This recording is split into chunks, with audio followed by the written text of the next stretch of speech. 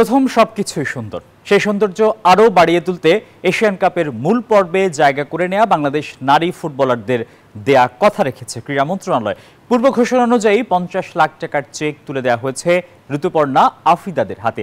একই সঙ্গে পুরস্কৃত করা হয়েছে অনূর্ধ্ব 18 যুব এশীয় কাপ হকিতে ব্রোঞ্জ জয়ী নারী খেলোয়াড়দের। এই পুরস্কার ভবিষ্যতে আরও সাফল্য বয়ে আনতে অনুপ্রেরণা যোগাবে বলে প্রত্যাশা এনএসসি ও খেলোয়াড়দের। বাংলাদেশ নারী ফুটবলের সেন্সেশন ঋতুপর্ণার মুখে হাসি, হাতে প্রাপ্তির চেক। ক্রীড়াঙ্গনে নারী ফুটবলের সেরা মুহূর্তগুলোকে আরো রাঙিয়ে তুলতে সবসময় পাশে থাকে ক্রীড়া মন্ত্রণালয়। এবারও তার ব্যতিক্রম ঘটেনি। প্রথমবারের মতো এশিয়ান কাপের মূল পর্ব নিশ্চিত করা নারী ফুটবলারদের হাতে 50 লাখ টাকার চেক তুলে দেয় মন্ত্রণালয়। যুক্তরাষ্ট্রের 1 নম্বর জিম চেইন গোল্ড জিম এখন আবারও বাংলাদেশে।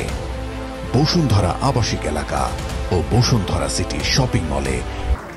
তবে এমন সাফল্যের পর প্রতিশ্রুতিতে সীমাবদ্ধ দেশের ফুটবলের অভিভাবক সংস্থা বাফুফে। সাবজয়ী দলকে 1.5 কোটি টাকা দেওয়ার ঘোষণা দিলেও এখনো তা পায়নি ফুটবলাররা, যদিও সেই প্রতিশ্রুতিতে ভরসা রাখছেন নারী দলের অধিনায়ক আফিদা খন্দকার। এটা আমাদেরকে অনেক অনুপ্রাণিত করবে অস্ট্রেলিয়াতে খেলতে যাওয়ার জন্য, কারণ আমরা দেশের জন্য সফলতা আনছি, দেশও আমাদেরকে সাপোর্ট করছে, তো এটা আমাদের অনেক অনুপ্রেরণা। অবশ্যই তারা খুব শীঘ্রই দিয়ে দিবে। কেমন লাগার কোনো কিছু নাই, এখানে বলার নাই।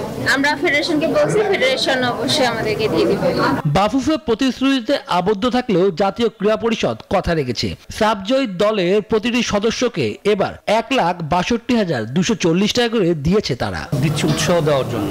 সেই উৎসাহের পরিবর্তে যদি কারো মনে কষ্ট পায় যে না আমাকে কম দিল, আমাকে বেশি দিল, সেইটা যেন বৈষম্যের জন্য শিকার না হয়, সেই জন্যই আমরা এই সবাইকে জিনিস। শুধু নারী ফুটবলই নয়, আর্থিক পুরস্কার পেয়েছে অনূর্ধ্ব 18 যুব এশিয়া কাপে হকিতে ব্রোঞ্জ জয়ী নারী দলও। তাদের দেওয়া হয়েছে 21 লাখ টাকা। এমন পুরস্কারের পর আগামীতে আরো ভালো খেলা উপহার দিতে চান নারী হকি দলের খেলোয়াড়রা। তারা উজ্জীবিত হয়েছি, আর আমরা ভবিষ্যতে চাবো দেশকে যেন আরো একটা ভালো রেজাল্ট দিতে পারি। ক্রীড়াঙ্গনের সাফল্যের দিনগুলোতে খেলোয়াড়দের উৎসাহ আরো বাড়বে যদি মন্ত্রণালয়ের পাশাপাশি ফেডারেশনগুলো তাদের দেওয়া কথা রাখে। শুভদেবনাথ, নিউজ 24 ঢাকা।